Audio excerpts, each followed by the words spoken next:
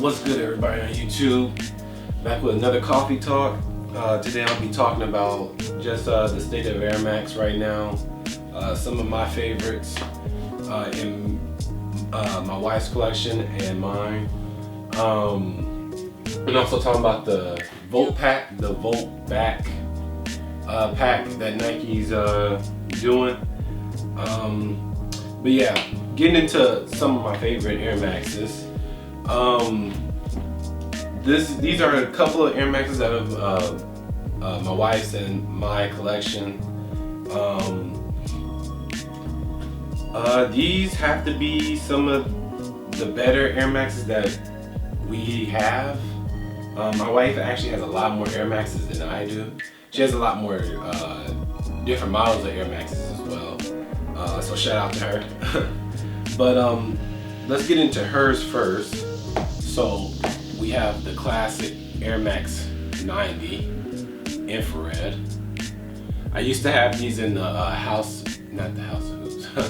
the History of Air Max, the HOA pack from 2005. I used to have those, but I had to get rid of mine. So, but she got her. These are the most recent release.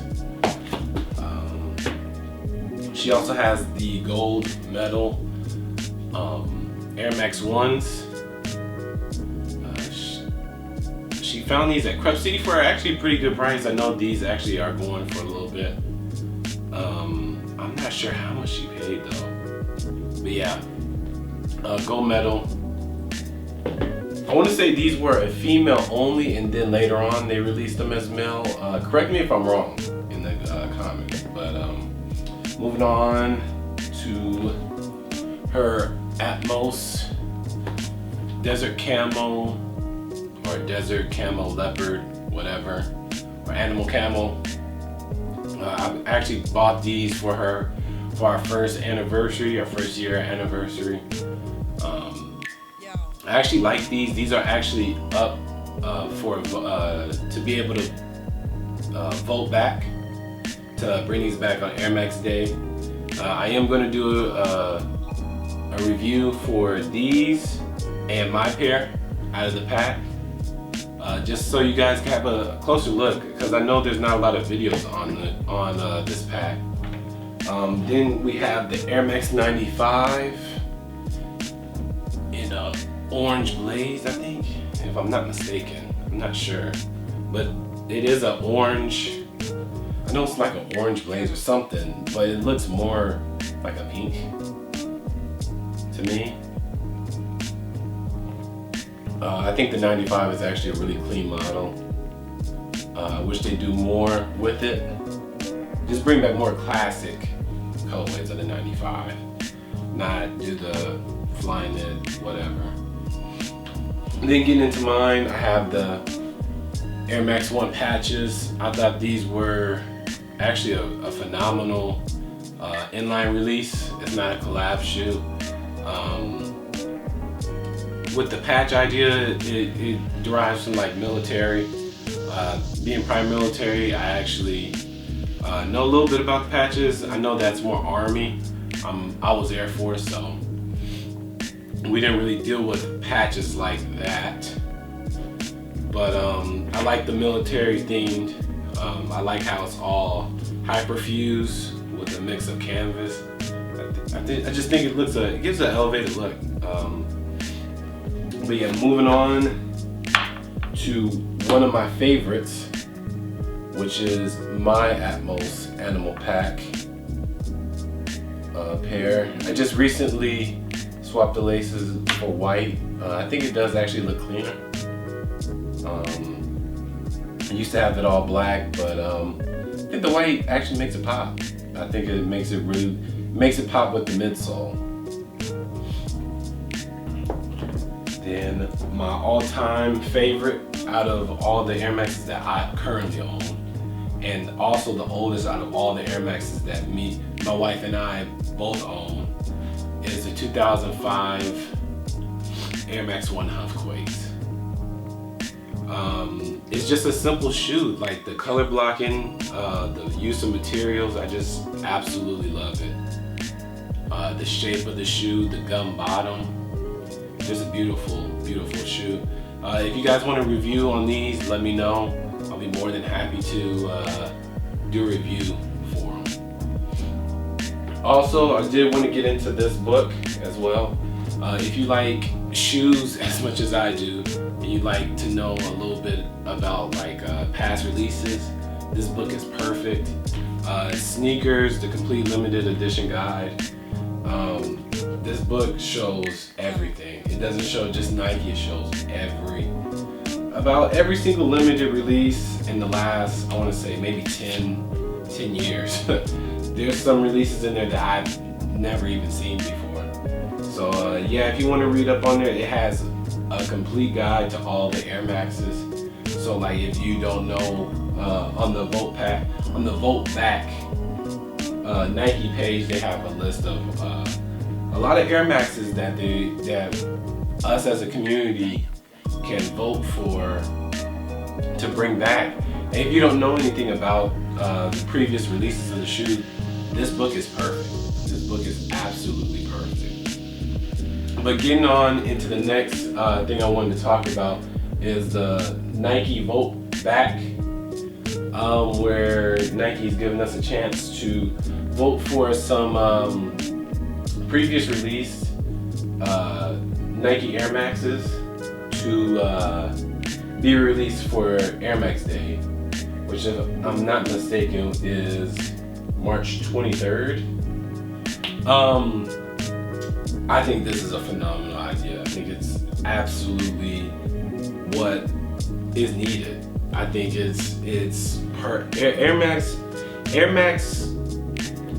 Air Maxes have some of the most richest history in colorways, like the Atmos Elephants, the Atmos, just all Atmos collabs pretty much. You have the Pata, you have the Huffquakes. Man, it's just so many. It's ridiculous. But I do think it's a great idea. My only problem is that with the Air Maxes, with so many different Air Max colorways and so many Air Maxes that released in the past, they could have brought a lot more older ones to the forefront, like the Kid Robots. It's just stuff that's almost unreleased, or quote unquote hyper strikes. If you don't know what that term is, hyper strikes are like the best of the best. Like it's done. There's like maybe 23 pairs or whatever. But bring back like the Pata Amsterdams. Let us vote for shoes like that. I'm kind of disappointed in some of the choices, like the Air Max Zeros, the Cork Air Max 90s. What else is here? Some Lunarlon Air Max 90 infrareds, which is ridiculous. Some of these Air Maxes released not even a year or a year and a half ago. So why do we need to re-retro them so soon? Like, you have so many other Air Maxes to choose from. You have the Powerwall series. I'm happy that they included the Powerwall Lemonades at least in the voting. But yeah, the Powerwalls. If you guys don't know what the Powerwall series is, I really suggest you go back and look at those. They're really, really clean, really clean. Me personally, what I'm going for is the Atmos Elephants, the Jades. That's the end all be all of grails for me for Air Maxes. That's my favorite colorway. It's just a beautiful colorway. It's just a beautiful shoe. There's not much I can say about it. It's just a beautiful shoe. But right now, the shoes that are in the leaderboards, the top three right now are the Air Max 90 Duck Camo, the Air Max Zero, the OG Air Max Zero, and then the Air Max 1 Atmos Safari. I kind of have a problem with it, man. I kind of have, and then fourth place is the Atmos Elephants. Man, if we can make that to number one, man, that'd be amazing. But the top three, the Duck Camels were a Atmos, I want to say Atmos Japan release only, and then they had a wider release later on down the line.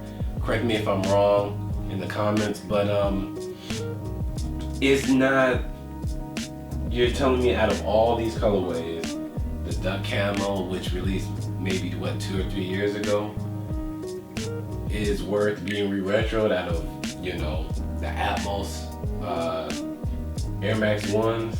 I mean, that's kind of the Air Max Zero is not, it's just reached almost a year old. So I mean, to be honest, that shoe wasn't anything amazing. I thought it was a nice shoe, but it's not something that needs to be re-retroed over, you know, certain other older Air Maxes. The Air Max 1 Atmos Safari. Nike just released, I want to say last weekend, a version of this shoe with like a short hair suede or whatever on the toe box. Not my cup of tea. I don't personally like that furry suede. I like the OGs a lot more. I think it's a lot more subtle, a lot more cleaner. But yeah, that's the top three. And then in fourth place is my Pride and Joy. So I'm praying that, you know, these pull through. And also I would like to talk about the current state of Air Maxes. Air Maxes don't really get re-retro like that, like the collab pairs, the older releases, which is kind of interesting to me, because is Nike gonna start, is this a look to see like, okay, maybe there is still a market for Air Maxes, or older model Air Max 1s, Air Max 90s, you know, I think it would be a great thing if they re-retro some of these. I'm not a big fan if they re-retro them and then make them sort of different from the what they're retroing. It just kind of throws it off. Like, for example, if the Atmos Elephants were to re-release, I would really prefer if they use the OG molding, I guess. Not OG molding, but like older molding of the shoe rather than what's currently being used. I know you guys can't tell from way over here, but I am gonna have some B-roll of it, of the toe boxes between these two Air Maxes, because the newer ones tend to go up and then back. They don't come to it, they come to a point and then go back. They go up and back, whereas the older releases kind of just are a lot smoother. It's more rounded, it's a lot softer. The shoe comes to a point, kind of, where your toe lays, and it just looks cleaner. It just looks a whole lot cleaner. But yeah, hopefully, I hope that Nike actually does go forward and re-release some of these Air Maxes that are on this Boltback list. If you haven't voted, the link will be down in the description. You can vote every day. And I hope to see Nike do this a lot more with other models. Maybe, you know, Air Force One, a Nike Blazer, SB, you know. For a while, SBs were being remixed. If they were high back then, they're low now, which is pretty interesting. It's a pretty interesting way of Nike re-retroing older ideas. But yeah, let me know in the comments what model do you want to see in this type of format being vote back, like a certain colorway, and also what Air Max do you want to see re-retro. It doesn't even have to be on the vote back website, but yeah, just let me know.